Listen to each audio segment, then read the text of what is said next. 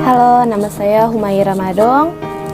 Baiklah, saat ini saya akan menjelaskan tentang benua Australia dan perkembangannya. Letak geografis Australia. Benua Australia terletak di selatan Indonesia dengan luas 8.945.000 km kubik, ditemukan oleh James Cook dari Inggris pada tahun 1770. Oleh karena itu, sampai sekarang Australia masih termasuk dalam persemakmuran Inggris. Secara astronomi, benua Australia berada pada jalur bujur di antara 113 derajat bujur timur sampai 155 derajat bujur timur, dan berada di garis lintang di antara 10 derajat lintang selatan sampai 43 derajat lintang selatan. Dalam geologi, Australia adalah sebuah benua yang terdiri dari tanah daratan Australia, Juni Baru, Tasmania, dan beberapa pulau terdekat yang berada di landas kontinen yang sama. Luas wilayah itu dipisahkan dengan lautan di luar landas kontinen sampai Laut Arafuru dan Selat Torres antara Australia dan Papua Nugini, dan Selat Bass di antara daratan Australia dan Tasmania. Penduduk pertama Australia diperkirakan datang sekitar 42.000 dan 48.000 tahun yang lalu. Orang Australia pertama yang menjadi nenek moyang penduduk Australia dikenal sebagai suku aborigin. Tiba melalui jembatan-jembatan yang menghubungkan daratan dan lintasan laut dari benua yang kini dikenal sebagai Asia Tenggara.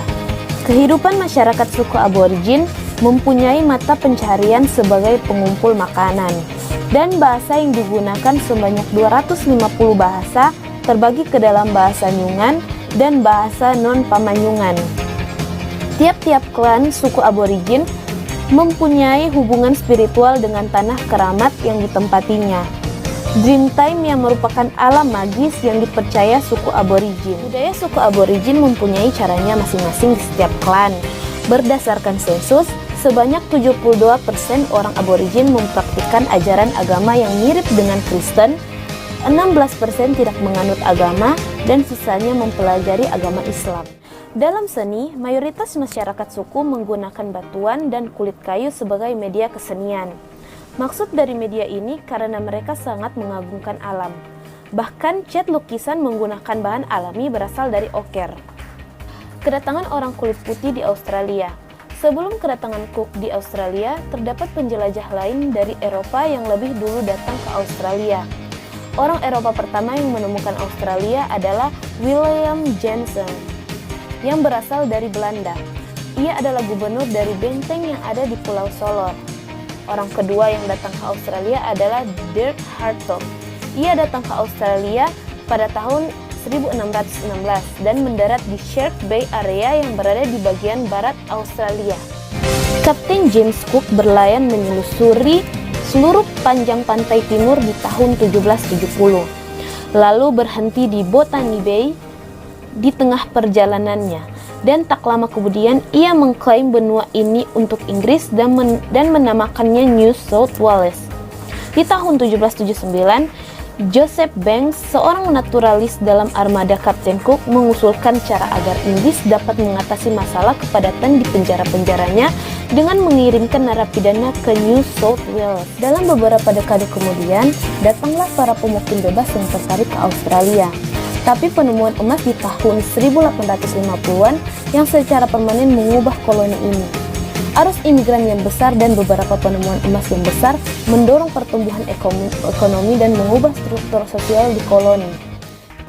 Perkembangan koloni-koloni Inggris di Australia dimulai dari koloni Tasmania. Pada tahun 1855, koloni ini menyelenggarakan pemerintahan sendiri dan secara resmi sejak itu mengubah namanya dari Fine Diamonds menjadi Tasmania.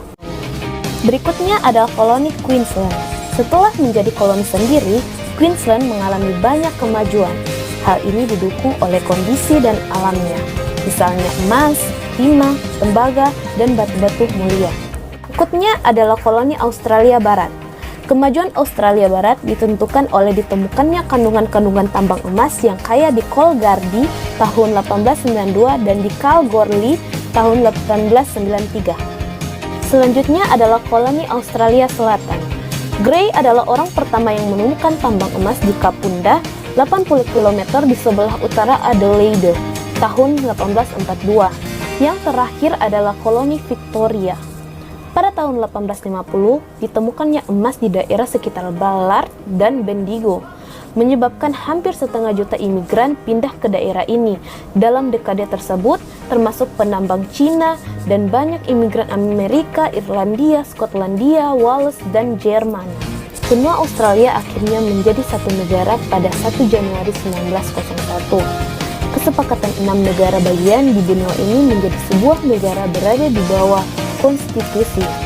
Perundang-undangan pertama dibuat, namanya adalah White Australia Policy. Isinya hanya membolehkan orang Eropa kulit putih saja yang bisa imigrasi. Setelah Perang Dunia Kedua, kebijakan ini dihapus. Akibatnya, Australia berisi banyak imigran yang berasal dari kurang lebih 200 negara. Dalam Perang Dunia, negara Australia ikut serta pada Perang Besar di awal abad ke-20. Perang yang dimaksud adalah Perang Dunia Pertama. Keikutsertaan negara ini pada perang tersebut dikarenakan negara ini merupakan negara persemakmuran yang berada di bawah naungan negara Inggris. Dalam imigran perang, berakhirnya Perang Dunia Kedua menandai besarnya arus kedatangan imigran yang berasal dari Timur Tengah dan juga benua Eropa. Di masa itu, sektor manufaktur sedang berkembang pesat. Saking pesatnya, sektor tersebut membutuhkan banyak pekerja. Beruntunglah para imigran yang datang ke benua Australia tersebut mendapatkan pekerjaan di sektor manufaktur. Kehidupan ekonomi, politik, sosial pasca perang. Gelembung ekonomi negara Australia harus berakhir di tahun 1960-an. Revolusi terjadi di benua ini. Banyak faktor yang mengakibatkan revolusi terjadi. Faktor yang dimaksud adalah keragaman etnik, meningkatnya kemandirian, dan tantangan perang Vietnam. Revolusi mengakibatkan politik, sosial, ekonomi di benua Australia berubah. Tahun 1967 terdapat referendum agar pemerintah federal mengatur hak dan kewajiban suku aborigin. Reformasi di benua Australia. Pemerintahan negara Australia yang dikelola oleh Partai Buruh membuat sejumlah reformasi ekonomi dari tahun 1983 hingga 1996. Sistem pengembangan dalam pengatur dolar Australia dan juga deregulasi sistem perbankan menjadi pilihan reformasi ekonomi pemerintahan tersebut. Hubungan militer dan luar negeri. Australia menjalani hubungan militer dan luar negeri yang lumayan baik dengan negara-negara di dunia.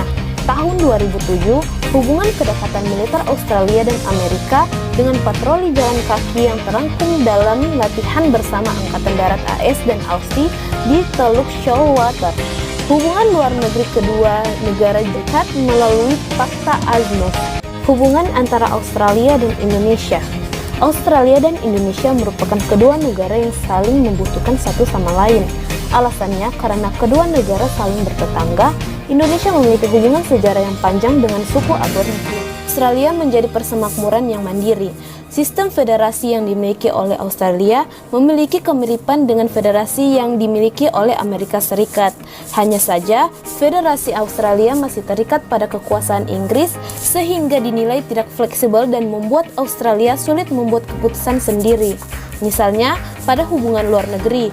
Oleh karena itu, di tahun 1931, Inggris membuat sebuah dokumen yang dikenal dengan nama Statua Westminster yang berisikan pernyataan bahwa seluruh negara federasi yang berada di bawah pimpinan Inggris memiliki sistem pemerintahan yang setara dengan negara merdeka dan berdaulat. Keadaan penduduk benua Australia pada tahun 2000, jumlah penduduk yang mendiami wilayah benua Australia mencapai 19.357.594 jiwa. Mayoritas tersebut merupakan imigran dari negara Inggris. Bahkan hampir 95% penduduk di Australia didominasi oleh bangsa kulit putih tersebut. Terdapat pembagian wilayah di Australia. Yang pertama, Australia Utara, ibu kota Darwin. Yang kedua, Queensland, ibu kotanya Brisbane. Yang ketiga, New South Wales, ibu kotanya Sydney. Yang keempat, Victoria, ibu kotanya Melbourne. Yang kelima, Australia Selatan, ibu kotanya Adelaide. Yang keenam, Australia Barat, yang ibu kotanya Perth. Yang ketujuh, Tasmania, ibu kotanya Hobart. Yang ke-8 Australia Capital Territory, ibu kotanya